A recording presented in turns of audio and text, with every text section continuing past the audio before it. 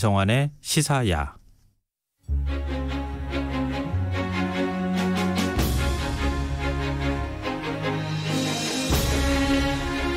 얼마 전 일본에서 환수돼 공개된 고려 나전칠기가 큰 관심을 모았습니다.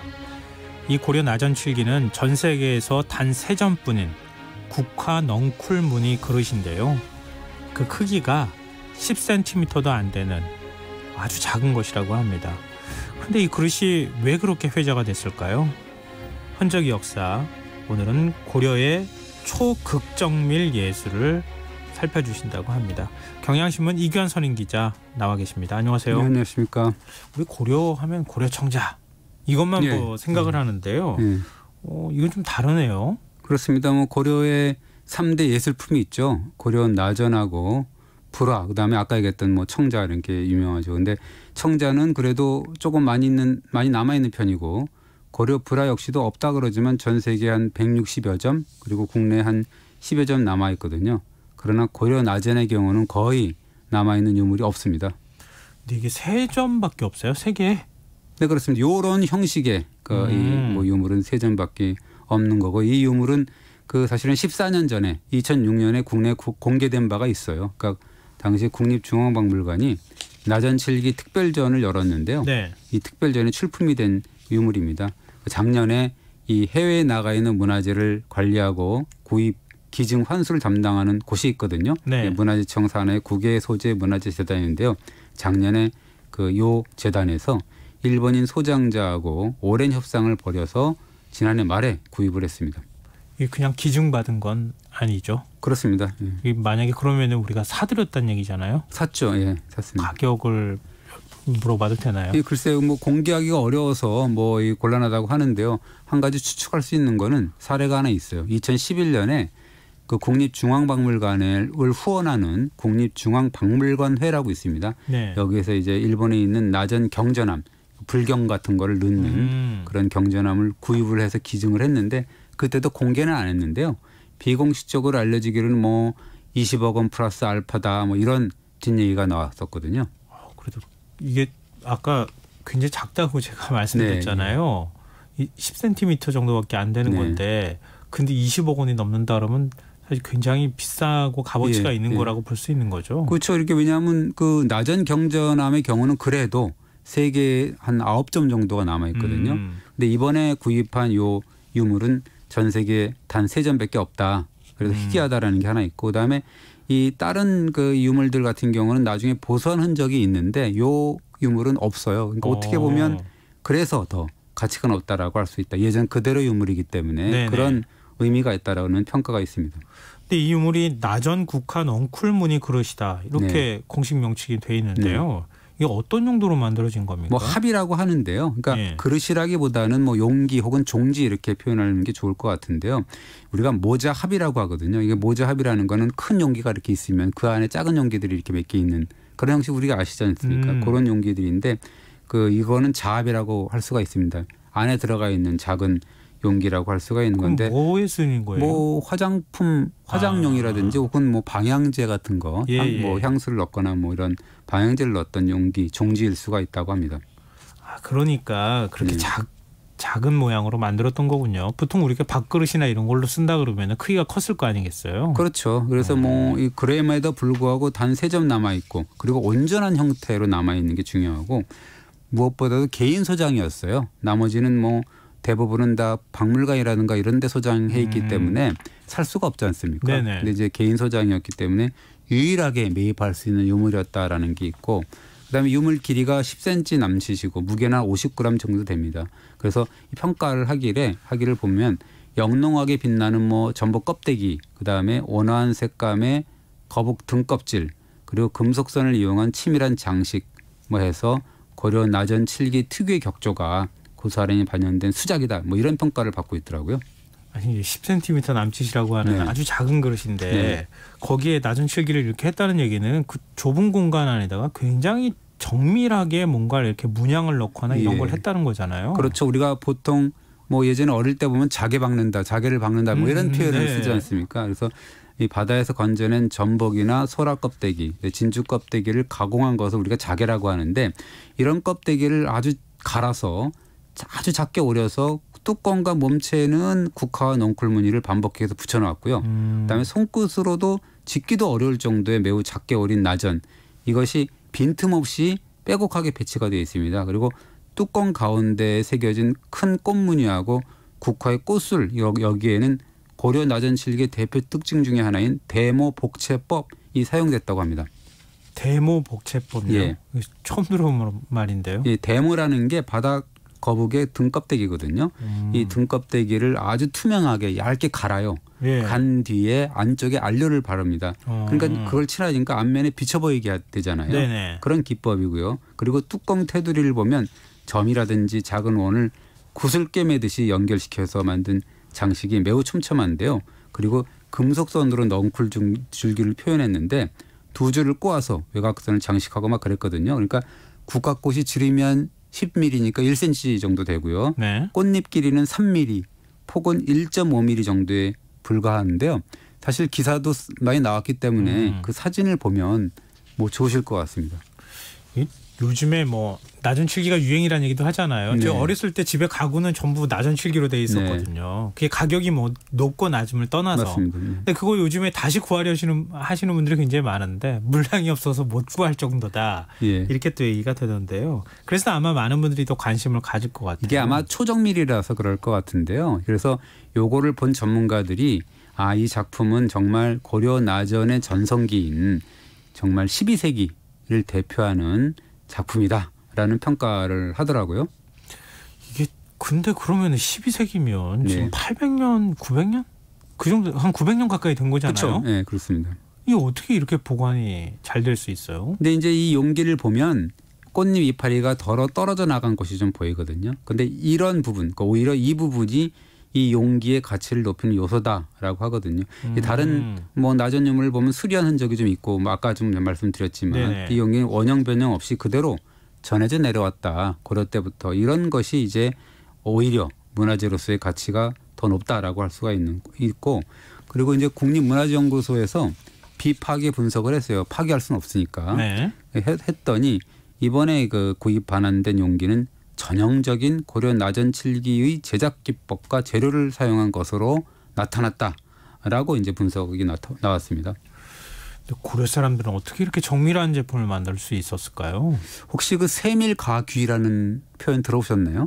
아니요, 잘못 들어봤는데요. 예, 세밀가귀. 그래서 예? 고려 시대에 제작된 극초정밀의 공예품 이런 것들을 가르쳐서 우리가 너무도 세밀해서 가히 귀하다고 할 만하다라는 뜻으로 이제 사용되는 사자성어인데요. 예. 사실 이 세밀가귀라는 말은 원래가 이것 중에서도 나전칠기 기술을 콕 집어서 그 표현한 거거든요. 네. 우리가 그 서공이라는 인물 아시잖아요. 예. 그 고려도경 쓴 사람이잖아요. 송나라 사신이었는데 이 사람이 1123년에 고려 인종 때 고려를 방문해서 기행문을 남겼죠. 고려도경이라는 거를. 거기에 보면 고려의 나전 솜씨는 세밀하여 귀하다고 할 만하다. 그래서 나전지공 세밀가귀라고 이제 언급한 데서 비롯됐습니다. 근데 이게 지금 나전칠기는 네. 우리나라가 독창적으로 만들었다기보다는 중국에도 있고 한 거잖아요. 지금 다 있고 그런데요. 나전칠기 기술은 있는데 특별히 우리가 이제 굉장히 정밀하게 잘 만들었다 이런 거죠. 얘기군요. 그렇습니다. 그래서 이 중국인들이 감탄사를 연발한 게 지금 연발할 만한 게 지금 그 기증된 제품을 봐도 그렇고 뭐 아까 얘기했듯이 거북 등껍데기하고 전복 등껍데기 이런 걸 얇게 갈아서 재료로 사용했다 그러지 않습니까? 예. 이걸 일일이 곡선으로 오려서 무늬를 표현했는데 아까 얘기했듯이 1cm를 넘지 않고 작은 것은 2, 3mm에 불과하고 그리고 이 꽃송이를 있는 넝쿨을 표현했는데 그거는 네. 구리금속선으로 만들거든요. 근데 그 두께가 불과 0.3mm밖에 안 됩니다. 0.3mm요. 그렇습니다. 그래서 뭐 이 오칠을 한 나무 표면에 악유를 묻혀갖고 이 0.3mm, 3mm 되는 작은 꽃잎, 이파리 조각을 엄청나게 수없이 일일이 그걸 조각을 붙이고 막 그랬다라는 반복 작업을 했다라는 얘기 아닙니까? 그러니까 어떻게 보면 극한의 인내력, 정말 정교함 이런 걸 요하는 작업이었다고 볼 수가 있죠.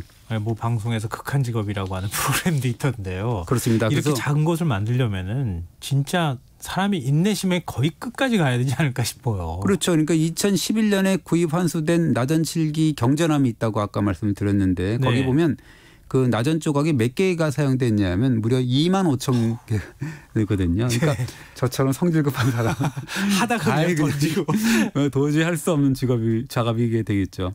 아, 이건 정말 장인의 이 진짜 한 땀 한 땀 그렇습니다. 그 정성이 들어가야 만들어질 수 있는 건데 그렇습니다. 저도 잘 못할 것 같아요. 그 중국, 일본에서는 뭐 도저히 범접할 수 없는 예술이다라고 했고요. 그다음에 그래서 그렇게 만든 고려 나전은 중국에서도 선풍적인 인기를 끌었다라는 기록이 있는데요. 이 1080년 문종 때인데 심지어는 나전으로 장식한 수레를 송나라에 선물한 일이 있다라는 고려사 기록이 있습니다. 수레면은 말이 끄는 아니면 소가 끄는 뭐 그 정도 크기라는 거잖아요. 그렇죠. 수레 소가 끌고 말이 끄는 그런 수레가 있잖아요. 근데 네, 지금으로 그렇게 치면 큰 거를 나전 그렇죠. 칠기로 만든다고요? 지금으로 치면 나전 칠기로 장식한 뭐 고급 승용차 정도 된다고 예. 볼 수가 있는 거죠. 그러니까 몇 년 전에 보면은 BMW에서 실제로 나전 칠기로 이렇게 장식한 그런 차를 이렇게 한번 공개한 적이 있어요. 출품한 적이 있습니다. 그 정도가 있더라고요. 얼마나 화려했겠어요. 그런 것들이 예전에도. 만드는 게 너무 힘들 것 같아서 그렇습니다. 저는 놀랐어요. 고려 인종 때는 보면 요 나라로 사신으로 떠난 문신 중에 문공인이라는 사람이 있는데 이 사람이 요 나라 관리들한테 이 고려 나전 제품을 개인적으로 막 선물했다. 그래서 다른 사람들이 사신으로 가도 요 나라 이 관리들이 나전 없냐고 우리 선물 없냐고 뭐 이런 식으로 막 고개를 이렇게 쭉 내밀고 바랬을 정도로 요구하는 바람에 큰 파단이 되었다라는 고려사 기록이 또 나옵니다. 근데 우리가 나전 칠기가 뭐 가구라고만 생각하지만 지금 그릇으로 사용하는 것도 있을 거고 지금 이제 네. 뭐 수레도 말씀하셨잖아요. 네. 그것 말고도 뭐 부통도 있을 수 있고 뭐 우리 책 넣는 함도 있을 수 있고 그다음에 갓함도 있잖아요. 그래서 뭐 실제로 그 중국의 칠기서를 보면 나전 필통 이거는 고려국에서 수입돼 온다 이런 내용이 있고 네. 그다음에 이제 그 몽골 간석기인데 이 1272년에는 원나라 황후가 내가 이 대장경을 보관할 경전함이 필요해라고 하면서 요구를 해서 고려에 이런 그 나전 제품을 제작하는 임시관청을 만들어요. 그걸 전함 조성 도강까지 설치를 해서 이 나전 칠기를 만들어서 이제 원나라 이 황실에 이렇게 납품을 하고 그러는데 어쨌든 이 중국인들도 고려 나전하면은 뭐 최고의 기술력을 뭐 이다라고 이제 칭찬할 정도로 예술품이었다고 볼 수가 있는 거죠. 이 장인의 그 어떤 손재주나 이런 것들이 들어갈 수밖에 없기 때문에 당시 가치로도 굉장히 가격이 비쌌을 것 같아요. 엄청나게 비쌀 것 같아요. 네. 그러니까 그건 아무래도 귀족층이나 이런 계층밖에 못 썼겠는데. 그래서 우리 국내에서도 이제 그런 기록이 남아 있어요. 그래서 무신 정권의 실력자 하면 최희라는 사람이 있는데 예. 그 최희가 연회를 베풀 때는 기록이 있습니다. 은태를 두르고 나전으로 장식한 화분 4개에 얼음산을 쌓았다라는 기록이 있을 정도거든요. 그러니까 고려 때는 굉장히 화려하고 사치한 그런 문화 이런 것들이 있어요. 그리고 오히려 그랬기 때문에 예술품이 더 발전했을 수도 있는 뭐 그런 아이러니도 있는 거죠. 우리 그런 얘기 하잖아요. 고려 시대 때는 이 로마 시대 때처럼 네. 그렇게 흥청망청하다가 망한 거 아니냐 이런 세간의 속설 같은 게 있었잖아요. 실제로 이게 백제도 그렇고요. 말기적 네. 증상 중에 하나가 예술품이 굉장히 화려하고 예쁩니다. 그러니까 그게 어떻게 보면 말기적 현상이라고 볼 수가 있는 거죠. 그러면은 뭐 지금 종류도 말씀하셨지만 제품 종류도 많았을 거고 남아있는 유물도 그럼 상대적으로 많아야 되지 않나요? 근데 이제 아까 얘기했듯이 요런 구입 기증된 요 나전 용기는 전 세계 단 3점이라고 했잖아요. 네. 뭐 통틀어서 전 세계에 남아있는 고려 나전 제품이 통틀어서 한 22점밖에 안 돼요. 그것도 절대 다수는 뭐 일본, 미국, 영국, 네덜란드 주요 박물관에 있고 뭐 무슨 경전함이라든가 그중에 염주함, 향합 그다음에 불자라 그래갖고 이 먼지 터는 총체 같은데 이 뭐 어떻게 보면 불교 의식용 도구가 있어요. 스님들이 이렇게 하는 그런 도구 이런 것들에서 이제 자기를 박았는데 이런 것들이 좀 남아 있는 거죠. 그럼 전 세계에 22점밖에 없으면 그렇죠. 예. 국내에 몇 점이 있는 거예요? 그 2011년에 구입 기증된 나전 경전함 이게 지금 보물로 지정이 돼 있는데요. 이 유물 지금 이 특별전이 있잖아요. 새보물 납시였네. 여기에 출품되어서 있으니까 한번 관람하시기 바라는데 이게 또 다른 보물들이 너무 많고 이번에 출품된 게 그리고 좀 세부적으로 자세히 봐야 되는데 약간 떨어져서 보기 때문에 그렇지 못한 아쉬운 감은 있죠. 근데 한번 보시기 바라고요. 여간에 그 유물이 하나 있고 다른 하나는 아까 얘기했듯이 총치와 같은 그런 유물이 있다 그랬잖아요. 불자라는 거. 그게 하나 있어서 단 2점뿐이었는데 이번에 온전한 한 점이 이제 기증이 됐기 때문에 국내에 지금 3점이 된 거죠. 3점 다 볼 수 있는 거예요? 아니면 한 점만 이번에 볼 수 있는 겁니까? 이번에는 한 점만 볼 수 있습니다. 아, 이번에 한 점만요. 근데 왜 이렇게 유물이 안 남아 있는 겁니까? 뭐 그럴 수밖에 없을 것 같아요. 전복 껍데기, 거북 등 껍데기로 오려 갖고 악교로 붙였잖아요. 그러니까 아무래도 오래되면 악교가 약해져서 장식이 떨어져 나갈 수밖에 없잖아요. 그리고 이 목재로 만들었거든요, 원래가. 그러니까 아무래도 오래 가기는 좀 힘들지 않았나. 그리고 무엇보다도 조선시대 때 어떤 달라진 풍속도 그런 영향도 무시할 수가 없죠. 근데 조선시대 때는 좀 이런 장인이나 기술자를 좀 천대하는 그런 문화가 좀 있었던 거죠. 그렇죠. 유교를 뭐 정치 기본으로 삼으니까 사치 뭐 이런 화려함 이런 걸 배격하고 청빈을 모토로 삼으니까는요. 그래서 이 화려한 작품들이 쇠퇴하게 되는데 심지어 세종대왕께서도 뭐라 그랬냐면 이 철이 바뀔 때마다 지내는 제사에 진상하는 제품들이 있었는데 그것이 나전이었나 봐요. 이런 나전을 꾸미지 말라. 그 진상은 하물, 나전으로 꾸미지 말라라는 특명까지 내립니다. 그럼 공예 산업이 많이 위축됐겠는데요. 그렇죠. 이렇게 공이 많이 들어가는 화려한 제품을 왕실에서 사용하지 않으면 어디서 사용하겠습니까? 그러니까 이 뭐 왕실에서 배격을 하게 되니까 쇠퇴할 수밖에 없어서 이 세종대왕 후에 200년 정도가 지났는데 그때 그 이 17세기죠. 부산에 상륙한 외인들이 조선 왕실에 우리 나전 기술자 좀 파견해달라고 요청을 해요. 그런데 어이없게도 조선 측에서 뭐라고 얘기하냐면 아니 나전 기술자는 일본에 많은데 왜 조선에서 찾냐. 일본 기술자 솜씨가 최고 아니냐라고 했거든요. 그러니까 얼마나 어이없는 일이 발생을 했나 200년 만에. 그러니까 이후에는 나전 기술이 일본은 물론이거니와 동남아한테도 쳐졌다. 이런 기록이 남아 있습니다. 그러니까 그 짧은 기간 동안에 기술이 전혀 전수가 안 됐던 거네요. 그렇습니다. 대가 끊긴 거죠. 그러니까. 뭐 색깔까지도 규제를 했고 그랬으니까는요. 태종 임금 같은 경우는 뭐 붉은 안료는 조선에서 나오는 게 아니기 때문에 사치하다. 쓰지 마라. 이랬기 때문에 순색만 또 썼잖아요. 그렇죠. 그래서 백자가 나온 거잖아요. 그래서 뭐 순백의 달 항아리 같은 것도 사실 엄청 가치가 있지 않습니까? 물론 그렇긴 하지만. 그러나 이제 어떤 화려한 고려 나전도 살아남고 백자도 살고 청자도 살았다면 엄청 다양한 예술품이 계속 발전했을 텐데 아까운 부분이 있죠.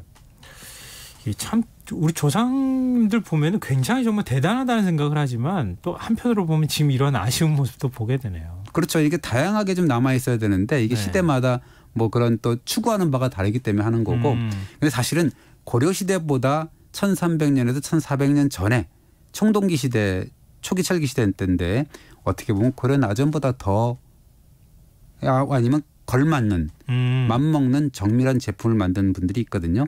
다음 주에 한번 그 어떤 분들이고 어떤 예술품인지 뭐 소개를 한번 해보려 합니다. 그것도 새봄을 납시였네. 거기는 안 나오는데요. 예전에 국보가 돼 있기 때문에 단유세민경이라고 불리는 거예요. 한번 다음 주에 알아보겠습니다. 네. 기대해 보겠습니다. 오늘 흔적의 역사 여기서 마무리하겠습니다. 지금까지 경향신문 이규환 선임 기자였습니다. 고맙습니다. 감사합니다. 오늘 모바일 상품권 당첨자는 홈페이지 공지사항에서 확인하실 수 있습니다.